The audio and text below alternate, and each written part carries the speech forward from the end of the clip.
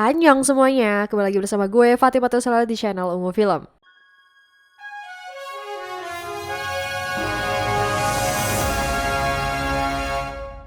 Gimana kabar kalian? Jangan lupa jaga kesehatan ya, biar gak kayak di film ini.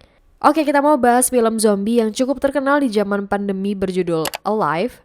Harusnya sih film begini punya alur simple ya, gak jauh-jauh lah dari bertahan hidup.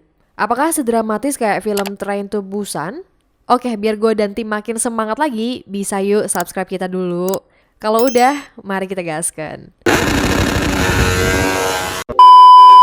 Cerita dimulai dari seorang pria pirang bernama Oh Jun-woo. Abis cuci muka dan minum air, dia nemuin surat dari ibunya untuk belanja sama kakak perempuannya. Sebagai anak yang punya jiwa no lab, Jun-woo lebih milih streaming game dan mabar sama teman-temannya. Belum juga mulai mabar, teman-teman Jun-woo ini melihat sesuatu yang menarik dan menyuruh Jun-woo buat nonton TV. Saluran TV menyiarkan breaking news, lalu HP Jun-woo muncul notif peringatan darurat. Gak cuman itu, terjadi kekacauan hebat di luar rumah. Dari teras, Jun-woo ngelihat orang-orang pada berlarian dan mobil yang saling nabrak. Beberapa orang berubah jadi ganas, sampai ledakan di depan apartemen. Wis, pokoknya kacau banget lah. Jun-woo berniat ngecek keluar apartemen. Dilihat-lihat kayaknya gak ada orang. Nah, baru aja dibuka dikit, seorang pria tiba-tiba masuk dan minta perlindungan. Jun-woo mengusir pria itu, bodo amat dengan apa yang terjadi di luar. Pria itu pakai alasan ke toilet biar sedikit lebih lama di rumah Jun-woo. Sambil nungguin pria tadi, Jun-woo dapat info tentang gejala orang yang terinfeksi. Di antaranya adalah perubahan emosi secara ekstrim dan pendarahan di mata. Jun-woo menyiapkan pisau dapur buat ngancem pria tadi agar keluar dari rumahnya, tapi pria itu masih aja ngeles. Jun-woo curiga dengan kondisi pria itu. Gak lama, mata pria itu mengalami pendarahan dan berubah jadi ganas.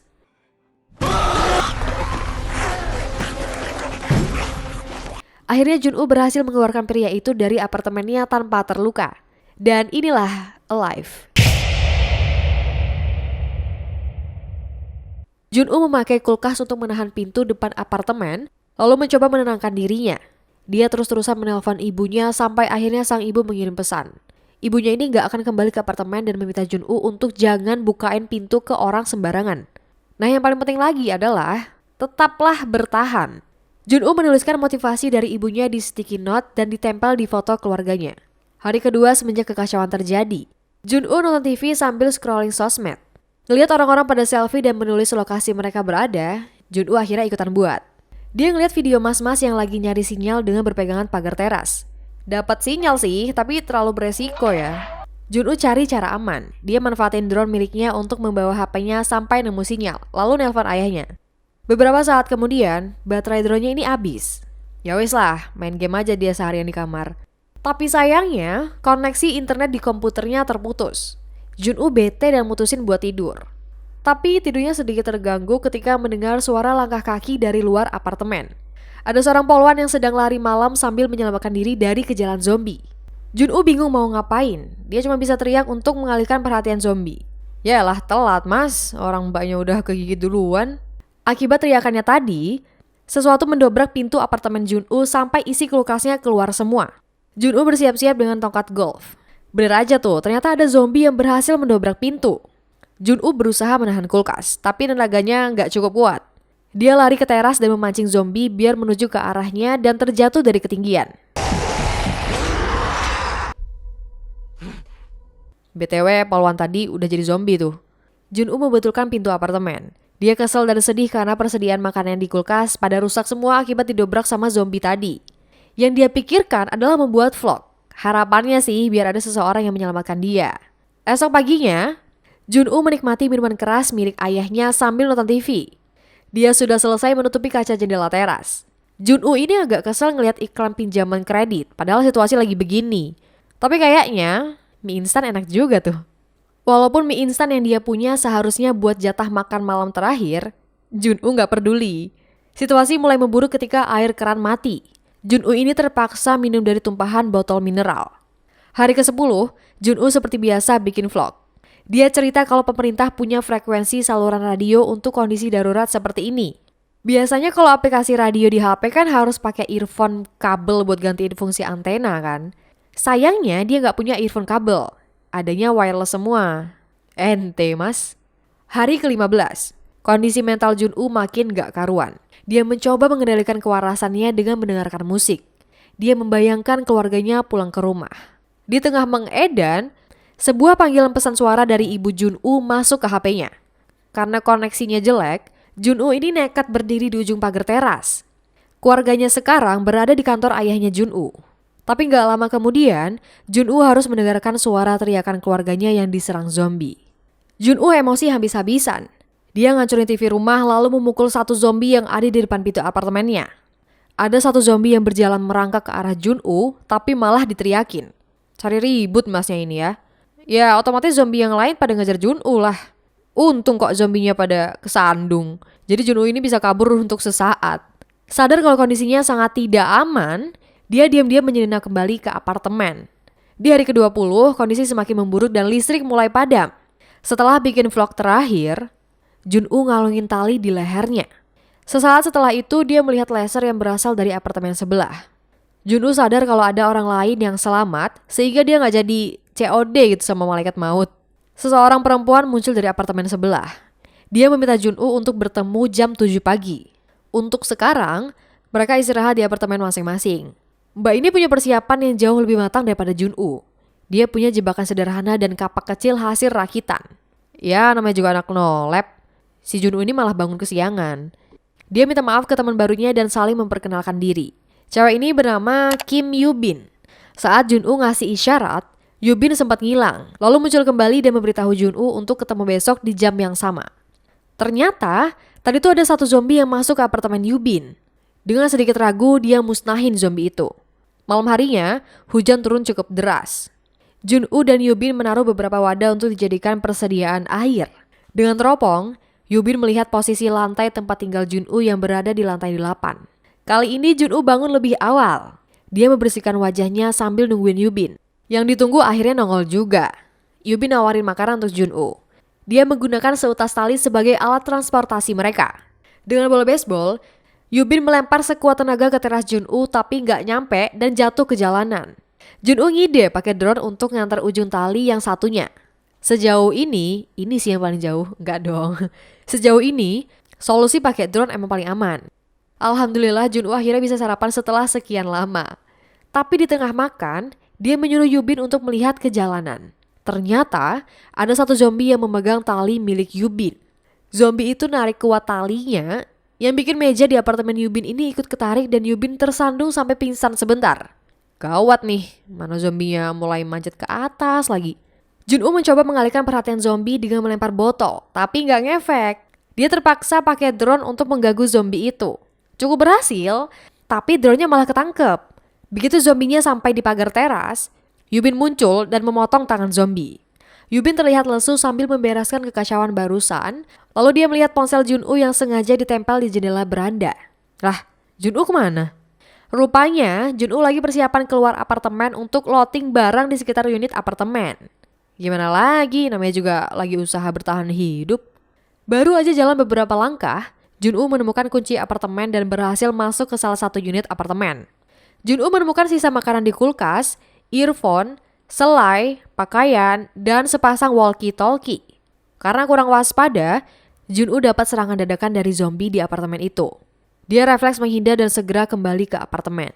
Jun-woo menikmati makan malamnya dengan selai kacang dan sebotol minuman. Dia memotong kabel earphone untuk mendengarkan radio, tapi hanya ada suara statis.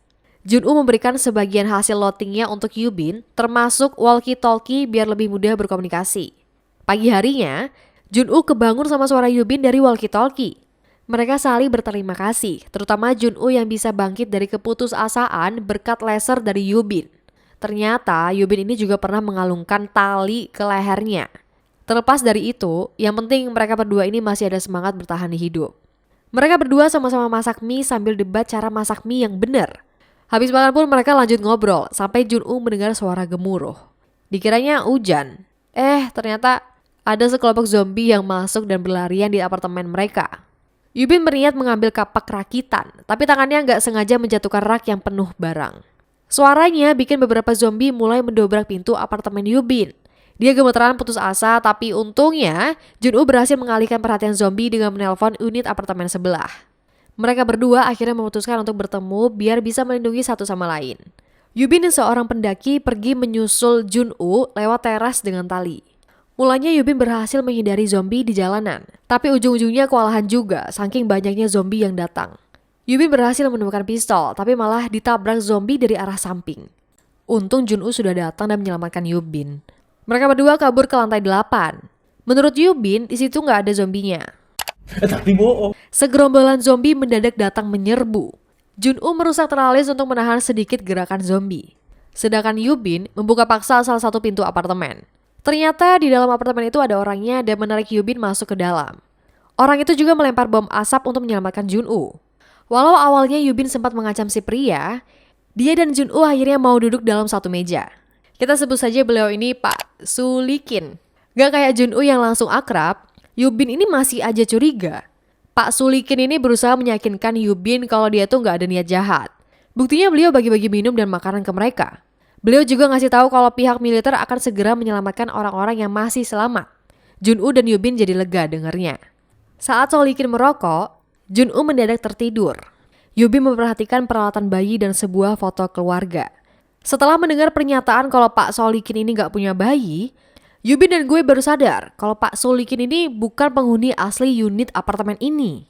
Badan Yubin lemas, tapi nggak sampai tertidur. Dia diseret Pak Sulikin ke kamar anak dan dikunci dari luar pakai gembok. Setelah efek obat tidurnya habis, Yubin baru sadar kalau di depannya udah ada zombie perempuan yang sengaja diikat di ujung ruangan. Dari luar, Pak Sulikin mengendalikan ikatannya. Ceritanya, Yubin ini dijadikan makanan sama istrinya Sulikin, guys. Udah berhari-hari nggak makan orang katanya. Pak Sulikin ini nggak tahu kalau Jun-woo ini udah terbangun sambil memegang pistol. Jun-woo berniat mau nego baik-baik. Tapi Pak Sulikin ini nggak peduli. Beliau melepas tali yang bikin Jun-woo segera menahan talinya biar Yubin nggak dimakan zombie. Pak Sulikin ngambil pisau dapur untuk mengancam Jun-woo. Pada akhirnya, Jun-woo nggak kuat nahan talinya dan Yubin berteriak.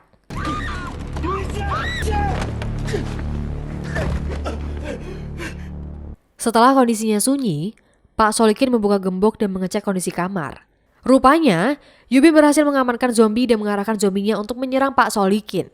Yubin segera mengambil pistol dan menyaksikan Pak Sulikin digigit sama istrinya. Karena nggak bisa diselamatkan, Yubin akhirnya menembak Pak Sulikin dan istrinya. Gitu. Suara pistol membuat zombie yang di luar pada masuk ke apartemen. Yubin pasrah dan meminta Jun-woo untuk menembaknya. Saat pistol diarahkan ke Yubin, Jun-woo samar-samar mendengar suara helikopter. Suaranya semakin mendekat, membuat semangat hidup mereka semakin muncul. Mereka menggunakan peralatan yang ada untuk segera naik ke atap. Yubin ini sempat tertangkap oleh zombie, tapi Jun-woo datang menahan gerakan zombie dengan sepeda dan menyuruh Yubin pergi ke atap. Sayangnya Yubin terlambat, dia nggak lihat helikopter yang datang. Jun-woo nyusul ke atap dan menghalangi pintu atap dengan alat seadanya. Walau kecewa, Jun-woo berusaha teriak sekuat tenaga berharap ada helikopter yang datang mendengar. Para zombie berhasil mendobrak pintu atap.